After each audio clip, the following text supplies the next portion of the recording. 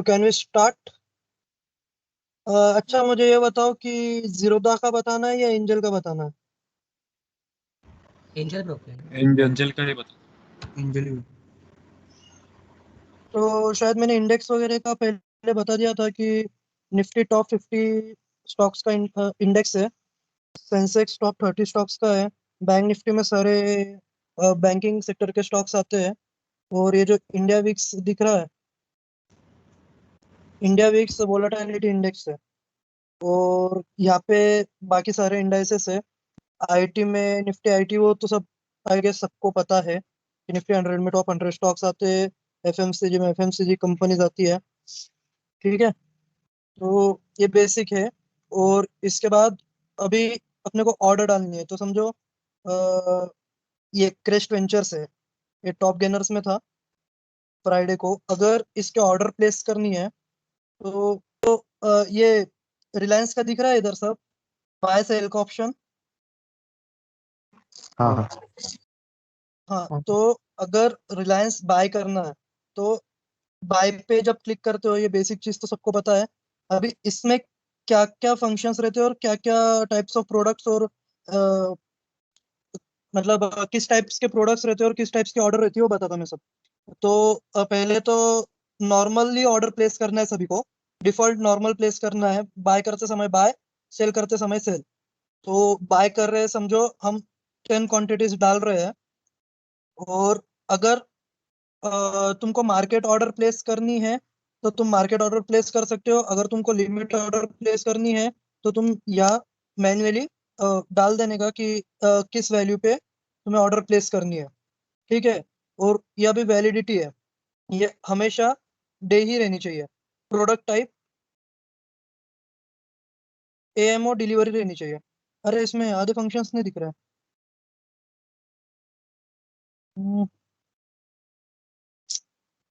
S L M कुछ नहीं दिख रहा है। जीरो ला का बता दूं क्या। तो अभी रेगुलर ऑर्डर, हमेशा रेगुलर ऑर्डर सिलेक्ट करने की है। इसमें अगर तुम डिलीवरी में सिलेक्ट करने वाले हो शॉर्ट टर्म लॉन्ग टर्म, तो लॉन्ग टर्म सिलेक्ट करने का। अगर तुम्हें इंट्राडे करना है तो इंट्राडे ऑप्शन सिलेक्ट करने का। एमआईएस यानी मार्जिन इंट्राडे स्क्वायर ऑफ, इसमें तुम्हें एक्स्ट्रा मार्जिन मिलती है ब्रोकर की तरफ से।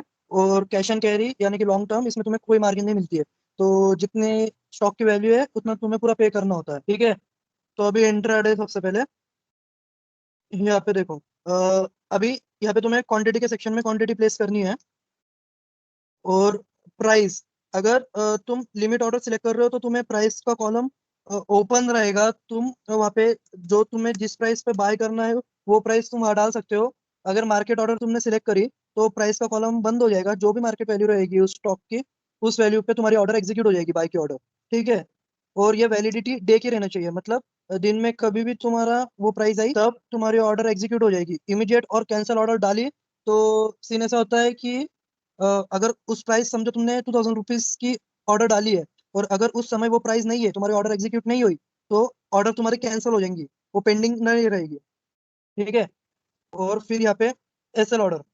एसएल ऑर्डर में तुम्हें सिर्फ ट्रिगर प्राइस डाल, मतलब एसएल बोले तो स्टॉप लॉस। बहुत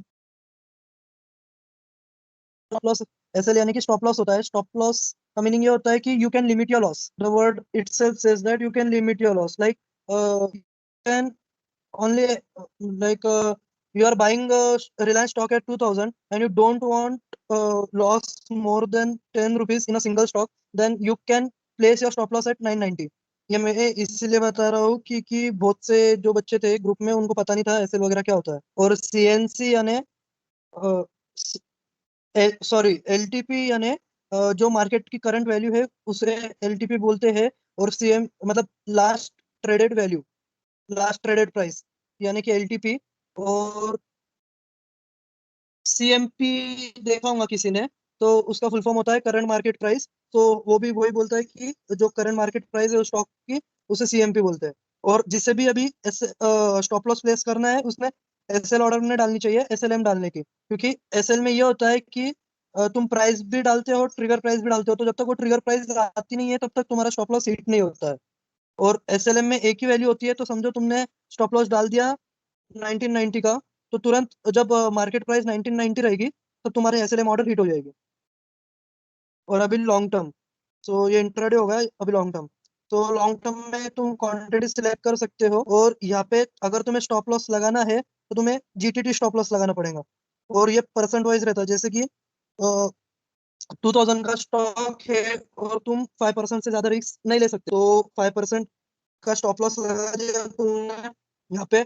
और अगर तुम्हारा टारगेट अचीव हो रहा है, तो अगर टारगेट 5% का है, स्टॉप लॉस भी 5% का है, और टारगेट अगर 5% हो गया है, तो स्टॉप लॉस बढ़ जाएगा, मतलब ट्रेल होते रहता है स्टॉप लॉस। अगर तुम्हारा 5% टारगेट अचीव हो गया है, तो स्टॉप लॉस 5% से कम हो जाएगा, तो कॉस्ट टू कॉस्ट आ जाएगा। ठीक है, इतना समझा सभी को? हाँ। अब भैया वो मार्केट और लिमिट लिमिट में अगर आप हमने क्लिक किया तो फिर कैसे होगा? किस चीज का? हाँ, वही वही अपना लॉन्ग, वो लॉन्ग टर्म के नीचे हमने अगर मतलब, हाँ। हाँ, तो वही मार्केट में भी अगर तुम सिलेक्ट कर रहे हो, तो इधर प्राइस अभी दिखा नहीं रहा है। हाँ, लिमिट मार्केट में तो सिलेक्ट किया। तुम लिमिट सेलेक्ट किया तो तुम्हें प्राइस डाल देगा, सेम रहता है वो तो। हाँ मतलब प्राइस बोले तो एक लिमिट तक देख, ही डालते हैं ना, अभी उससे कम या? 2002 पे रिलायंस का स्टॉक है, और तुझे लग रहा है कि 2000 तक आएगा और मैंने तभी बाय करना चाहिए। देखो, कम क्वांटिटीज रहती है तब लिमिट ऑर्डर डालने की जरूरत नहीं रहती है, तब मार्केट ऑर्डर डाली तो भी इतना कुछ फर्क नहीं पड़ता है। पर जब ह्यूज क्वांटिटीज रहती है, लाइक 1000 2000, सो इवन 1 रुपये मैटर्स देयर। अगर 1 रुपये नीचे की भी ऑर्डर डाल रहे हो, तो तुम 1000 रुपीज बच रहे तुम्हारे। तो इसीलिए जो ह्यूज क्वांटिटीज पे काम करते हैं वो सारे लिमिट ऑर्डर यूज करते हैं। अगर उन्हें पता होता है कि 2000 पे स्टॉक आने वाला है, तो मैं 2002 पे इसलिए लिमिट ऑर्डर प्लेस करके वो 2000 की वैल्यू डालते हैं उधर। समझा क्या? हाँ हाँ, ठीक है भैया, समझ गए। हाँ, और ये कवर ऑर्डर। सो कवर ऑर्डर में ऐसा होता है कि जिस प्राइस पे तुम एग्जीक्यूट कर रहे हो, लिमिट मार्केट यहाँ पे सेम पिछले जैसा होता है। सिर्फ इतना होता है कि यहाँ पे तुम स्टॉप लॉस उसी ऑर्डर में लगा सकते हो। पर बहुत से टाइम कवर ऑर्डर क्लोज की होती है सेबी की तरफ से, सो कवर ऑर्डर यूज नहीं करने की। बस रेगुलर ऑर्डर डाल के बाद में तुम सेलिंग की ऑर्डर डाल के स्टॉप लॉस लगा सकते हो। और एएमओ तो कोई यूज ही नहीं करेगा मेरे ख्याल से, एएमओ बता के फायदा नहीं है। ठीक है, बाइंग सेलिंग समझा क्या सभी को? हाँ भैया। हाँ मैं भैया। एक था, हाँ मतलब भैया। ये जीटीटी हम इसके लिए ट्रेलिंग स्टॉप लॉस के लिए यूज करते हैं क्या? हाँ, जीटीटी ट्रेलिंग स्टॉप लॉस के लिए यूज करते हैं, और वो डिलीवरी के लिए यूज करते हैं। इंट्राडे के लिए, देखो इंट्राडे के लिए अगर तुमने समझो 10 क्वांटिटीज है, लिमिट डाल दी मैंने 2000 की, और ये मैंने बाय कर लिया। ठीक है, ये अभी मुझे बता रहा है market is close now.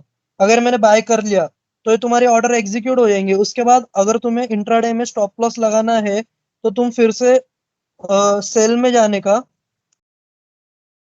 Stop SLM select करने का। ठीक है, यहाँ पे 10 क्वांटिटीज डालने का, और अगर तुम्हें स्टॉप लॉस 1990 का रखना है, बस इतना डाल देने का, सेल कर देने का। तो जब ये तुम्हारी स्टॉप लॉस ऑर्डर हो जाएगी इंट्राडे के लिए। समझे क्या? और सेम तुम टारगेट भी सिलेक्ट कर सकते हो। ये बाय सेल हो गया अभी मार्केट डेप्थ। तो ये देखो, ये बिड एंड ऑफर प्राइसेस रहती है। So you can look up till max 20 20 bid and offer prices, the best 20 bid and offer prices on the current value going on for the stock। ठीक है, और उसके नीचे ये जो ओपन है, तो ये ओपन यानी कि जिस प्राइस पे आज स्टॉक ओपन हुआ 9:15 को, जहाँ स्टॉक ओपन हुआ, वो प्राइस होती है ओपन में लो। उस दिन उस स्टॉक का लोएस्ट प्राइस क्या थी, वो लो रहता है। हाई यानी कि उस दिन क्या हाईएस्ट प्राइस क्या थी, पर मतलब समझो तुम 12 बजे देख रहे हो तो 9:15 से 12 बजे तक सबसे हाईएस्ट प्राइस क्या है अभी तक उस स्टॉक की, वो यहाँ पे रहता है। प्रीवियस क्लोज यानी कि तुम फ्राइडे को देख रहे हो तो थर्सडे को वो कौन से वैल्यू पे क्लोज हुआ। जैसे कि अभी अगर मंडे को देखे तो वो दिखाएगा 2002। जैसे अभी फ्राइडे को 2002 पे क्लोज हुआ है तो मंडे को रिलायंस की प्रीवियस क्लोज वैल्यू रहेगी 2002, और ये जो 1985 है ये थर्सडे की क्लोजिंग वैल्यू है। और यहाँ पे वॉल्यूम रहती है टोटल बायर्स एंड सेलर्स कितने रहे वो रहते हैं। लोअर सर्किट, लोअर सर्किट ये चीज होती है कि एक लिमिट होती है हर एक स्टॉक्स के लिए कि मैक्सिमम ये इतने परसेंट की मूव्स दे सकता है। तो मैक्सिमम मूव 20% का होता है, और फर्स्ट मूव इसमें 5%, फर्स्ट अपर सर्किट या लोअर सर्किट 5% का होता है, सेकंड अपर या लोअर सर्किट 10% का होता है, एंड देन फाइनली 20% का होता है। सो अगर 10 बजे के पहले अपर सर्किट लग गया या लोअर सर्किट लग गया 5% का, तो उसे 5% ही अलाउड होता है, फिर वो स्टॉक वहां पे क्लोज हो जाता है जब तक सर्किट ब्रेक नहीं होता तब तक। और बाद में आई गेस 11:30 का टाइमिंग है 10% अपर सर्किट या लोअर सर्किट का, एंड 1:30 का टाइमिंग है 20% लोअर या अपर सर्किट का। ये हाईली वोलेटाइल स्टॉक्स के लिए है। बाकी सॉरी, लो वोलेटाइल स्टॉक्स के लिए, जो ब्लू चिप स्टॉक्स है उनके लिए। और जो हाईली वोलेटाइल रहते हैं, जो पेनी स्टॉक्स होते हैं, वो दिन में 20 अभी सुबह में अपर सर्किट लगा सकते हैं जिनकी वॉल्यूम कम होती है। अपर सर्किट यानी कि अपर लिमिट और लोअर सर्किट यानी कि लोअर लिमिट। तो ये वैल्यूज तुम्हें मार्केट डेप्थ के सेक्शन में मिल जाएगी पूरी। ठीक है, चार्ट बता देता हूँ।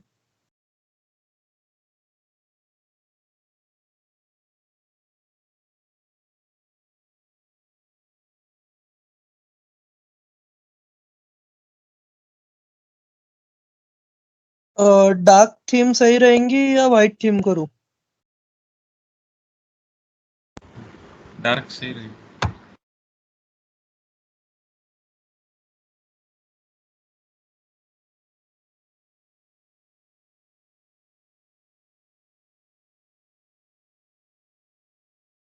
ठीक है, चार्ट दिख रहा है सभी को? हाँ। ठीक है, तो बेसिक चीज अभी ये कैंडलिस्टिक चार्ट है।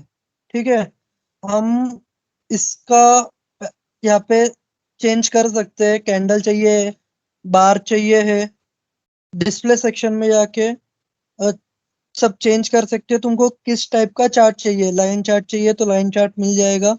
पर मोस्टली 99% सब लोग कैंडल स्टिक यूज करते हैं। ठीक है, तो कैंडल स्टिक को चार्ट में दो तरीके की कैंडल्स होती है। एक रेड कलर की कैंडल और ग्रीन कलर की कैंडल। सो रेड कलर की कैंडल को बेरिश कैंडल कहा जाता है और ग्रीन कलर की कैंडल बुलिश कैंडल होती है। ठीक है, अभी बेरिश बुलिश तो सभी को पता है। तो बताओ एक ग्रीन कैंडल क्या बताती है, जल्दी जल्दी, एकदम बेसिक चीजें हैं। प्राइस बढ़ रही है। Bullish. Increase in price. Increase in price. और यस।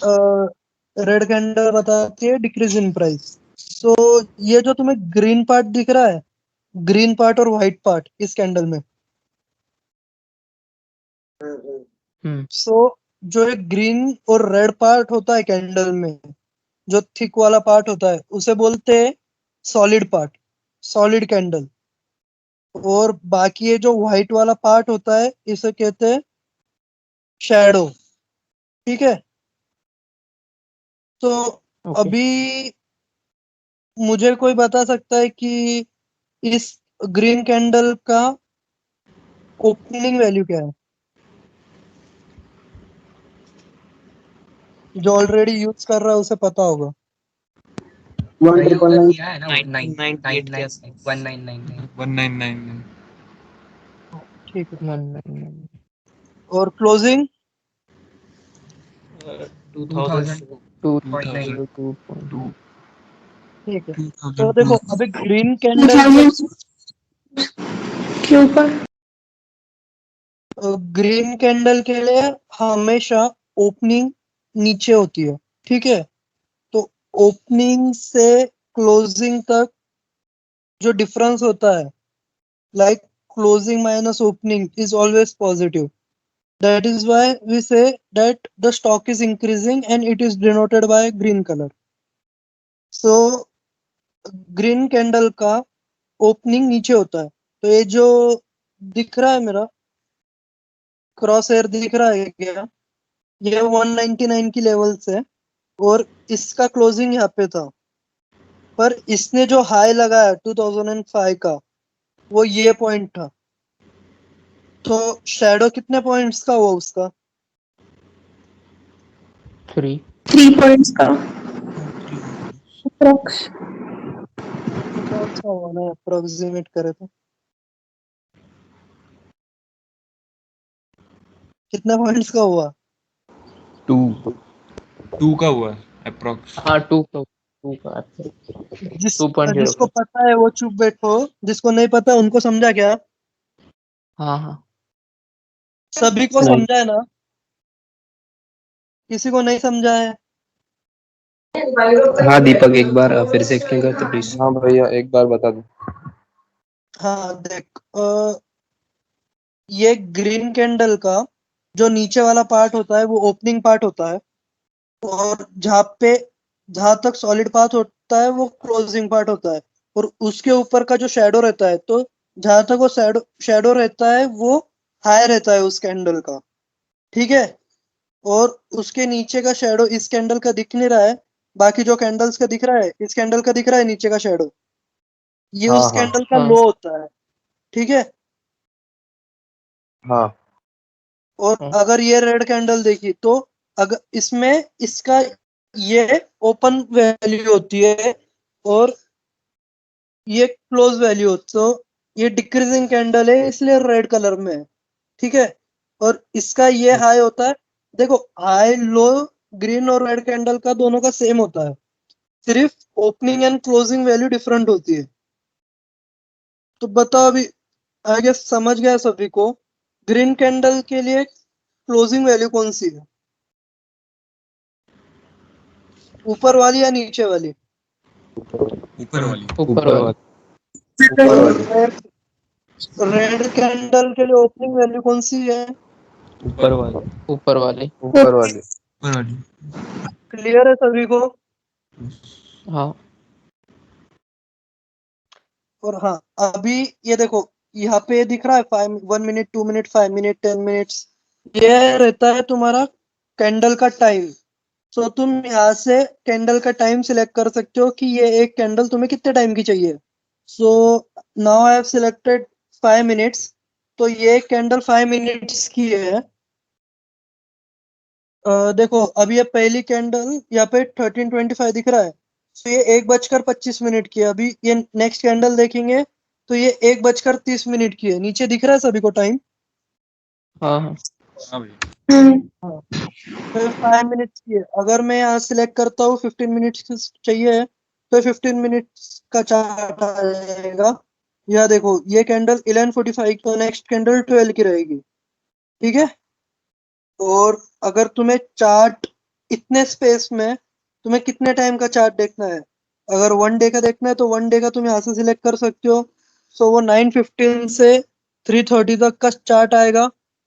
अगर तुम्हें 5 डेज का देखना है तो तुम 5 डेज का देख सकते हो, पूरा वीक का चार्ट आ जाएगा वहां पर। और 1 मंथ का देखना है तो 1 मंथ का देख सकते हो। यहाँ से तुम उसे मिनिमाइज मैक्सिमाइज कर सकते हो, वो कुछ नहीं समझाने की जरूरत नहीं है, ठीक है। सो ये व्यूज तो ये सेव व्यू कर सकते हो तुम। डिस्प्ले बता दिया मैंने कौन से टाइप के चार्ट्स होते हैं, तो तुम चार्ट की स्टाइल सिलेक्ट करते हो, पर डिफॉल्ट कैंडल स्टिक चार्ट ही रहने देना चाहिए। अगर तुम्हें कोई इंडिकेटर यूज करना है तो तुम यहाँ से कोई भी इंडिकेटर यूज कर सकते हो। अगर जिस किसी ने बोला MACD, ये आ गया MACD इंडिकेटर। भाई MACD की वैल्यूज कितनी रखता है छोड़, बाकियों को नहीं समझेगा। मैं एक बेसिक इंडिकेटर दिखाता हूँ। वॉल्यूम अंडरले एक इंडिकेटर होता है जो बताता है कि उस कैंडल में वॉल्यूम कितनी थी। ठीक है, सो वॉल्यूम अंडरले, ये नीचे दिख रहा है वॉल्यूम, और ये वॉल्यूम जो होती है वो CRs में होती है।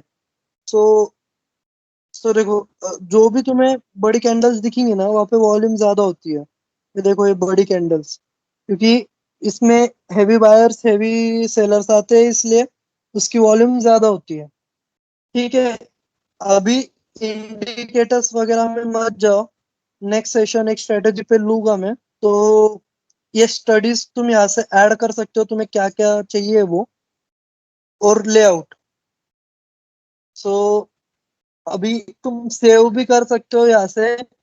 और ये जो क्रॉस हेयर आ रहा है, दिख रहा है ये क्रॉस हेयर, ये उसका रहता है। प्लस अगर तुम हाँ हाँ इसे क्लिक करते हो तो ये अलाउ होता है, अगर डिसेबल करते हो तो डिसेबल हो जाएगा क्रॉस हेयर। ठीक है, और तुम यहाँ की यहाँ भी ट्रेड कर सकते हो चार्ट पर देख के। चार्ट ओपन है, यहाँ पे तुम्हें बाइंग सेलिंग की ऑर्डर डालनी है, CNC डालनी है, मतलब इंट्राडे डालनी है, कैरी फॉरवर्ड डालनी है, वो डाल सकते हो। ठीक है, लाइंस वगैरह ड्रॉ करनी है तो लाइंस वगैरह भी ड्रॉ कर सकते हो।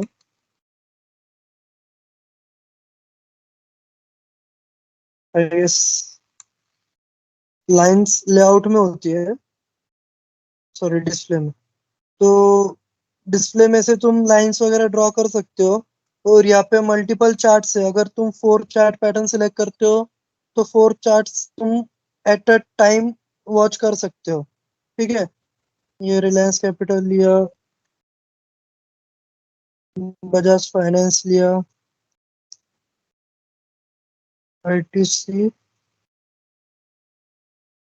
इन देखो। सो ये देखो, 4 चार्ट दिख रहे हैं सभी को। हाँ। तुम यहाँ से at a time 4 starts charts की स्टडी कर सकते हो। फिर REL कैपिटल कहाँ से आ गया?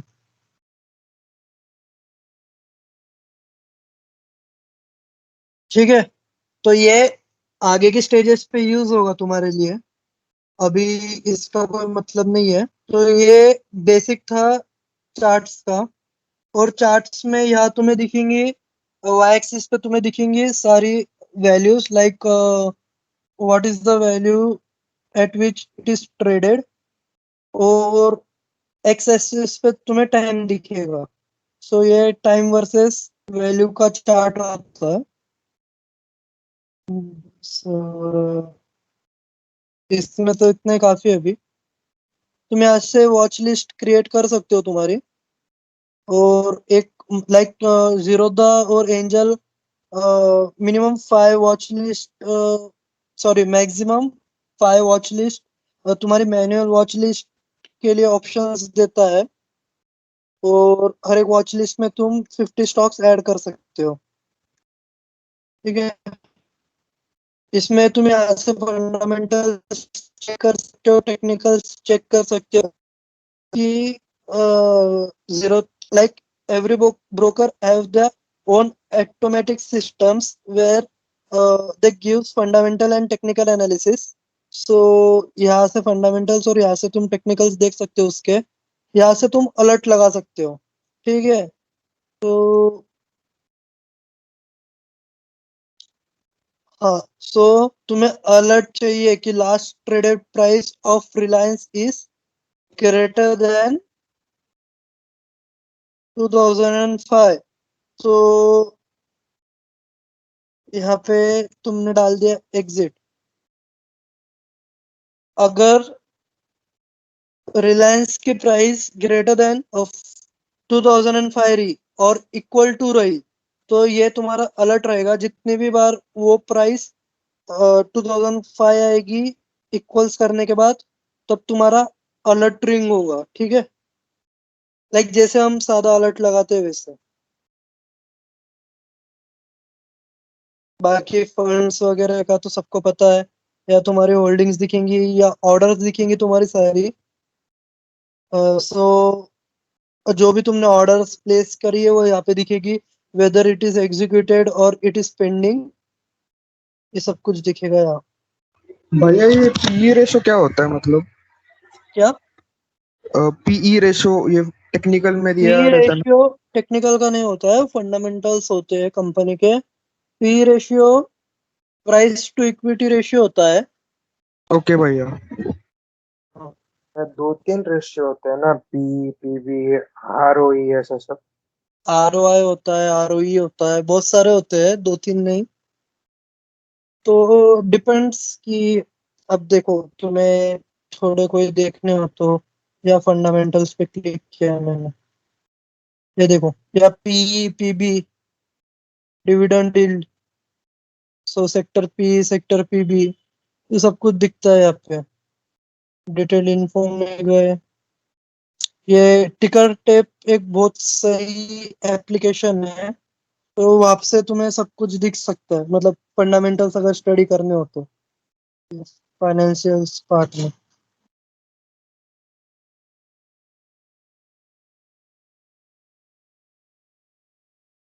ये देखो करंट एसेट्स, करंट लायबिलिटीज, ये सारी चीजें बहुत इंपॉर्टेंट होती है। ये सब बाद में बता दूंगा एक बार, मतलब थोड़े तुम अच्छे लेवल पे आ गए ना तो फंडामेंटल स्टडी कर पाओगे, नहीं तो सब दिमाग के ऊपर से जाएगा,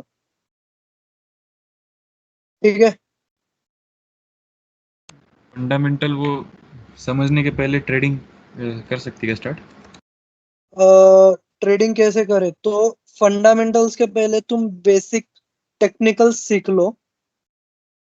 बेसिक टेक्निकल्स यानी कि चार्ट पैटर्न्स, और जो छोटी छोटी प्राइस एक्शन स्ट्रेटेजी है, हाँ लाइक बेसिक जो स्ट्रेटेजीज है, फ्लैग पैटर्न्स वगैरह है, अगर तुमने वो सब कुछ सीख लिया तो स्टार्टिंग में वो हेल्प करेगा। क्योंकि फंडामेंटल्स के लिए अपन जैसे सारे इंजीनियरिंग बैकग्राउंड से है, तो फंडामेंटल्स इतने जल्दी समझेंगे नहीं अपन लोगों को। अपने लिए बेस्ट है कि टेक्निकल्स, और हाँ जिसका कॉमर्स बैकग्राउंड है उसको फंडामेंटल्स बहुत जल्दी समझते हैं, लाइक बैलेंस शीट हो गई, प्रॉफिट लॉस स्टेटमेंट हो गया, ये सारी चीजें।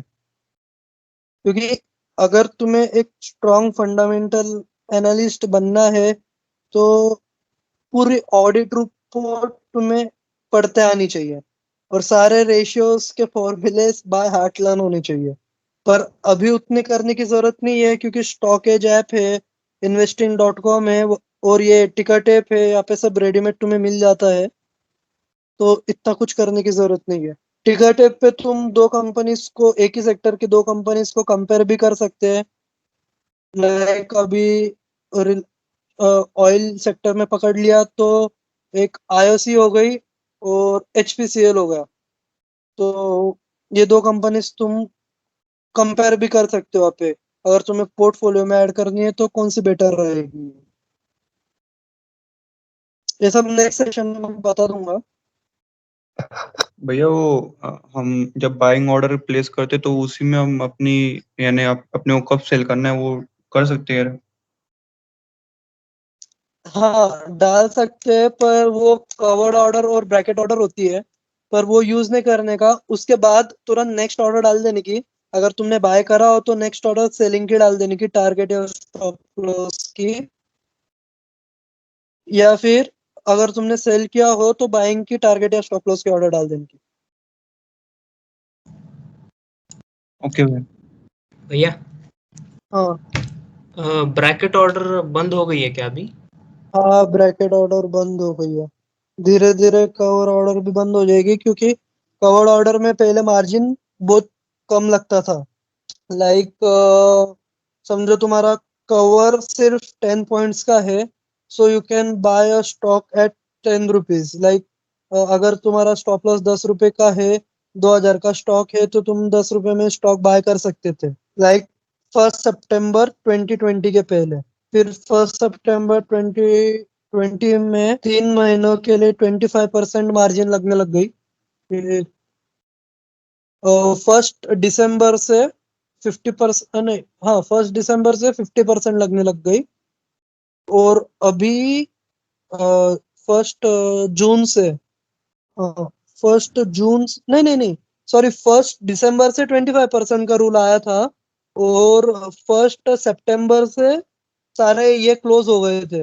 लाइक जो भी तुम्हें 100x 50x ब्रोकर्स मार्जिन देते थे, लेवरेज देते थे, वो बंद हो गया था। तो तब डिलीवरी में तुम्हें 100% मार्जिन लगती थी 1 सितंबर से। फिर 1 दिसंबर से 25% margin in intraday and 100% margin in delivery.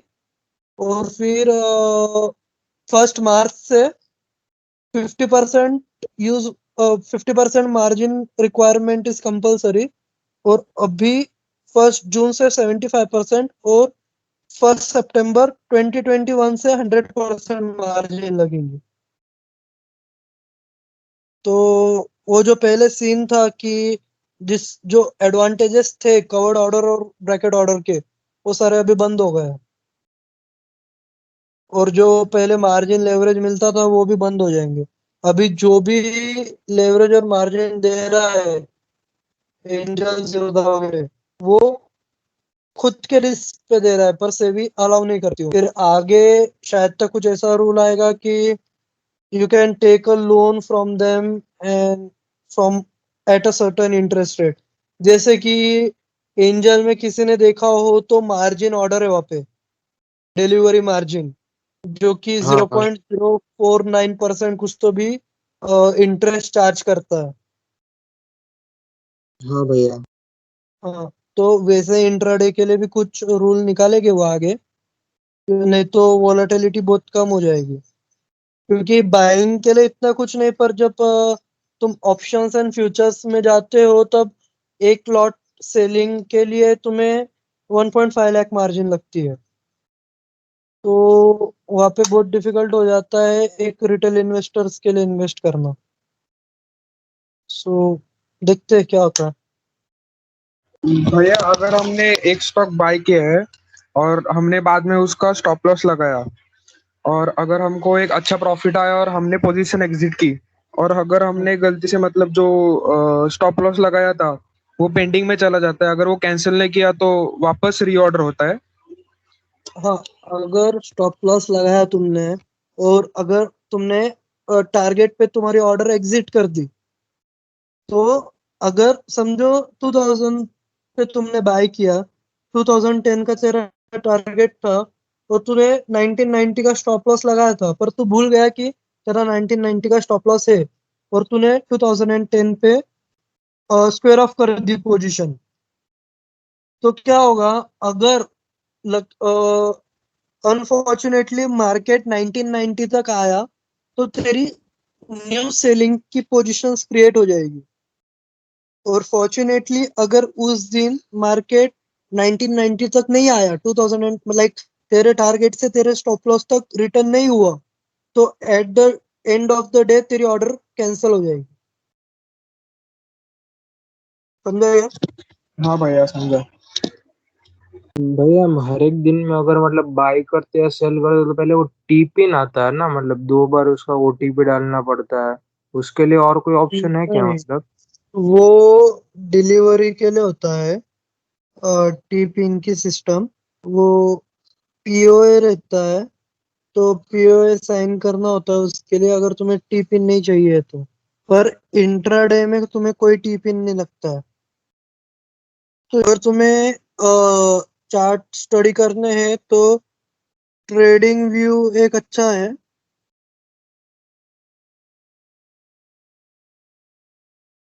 Trading view एक बहुत अच्छी साइट है, और बहुत अच्छा मतलब प्लेटफॉर्म बहुत सही है उधर।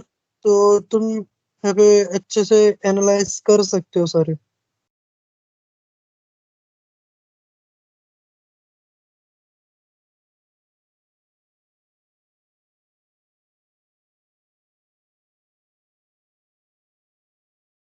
ठीक है।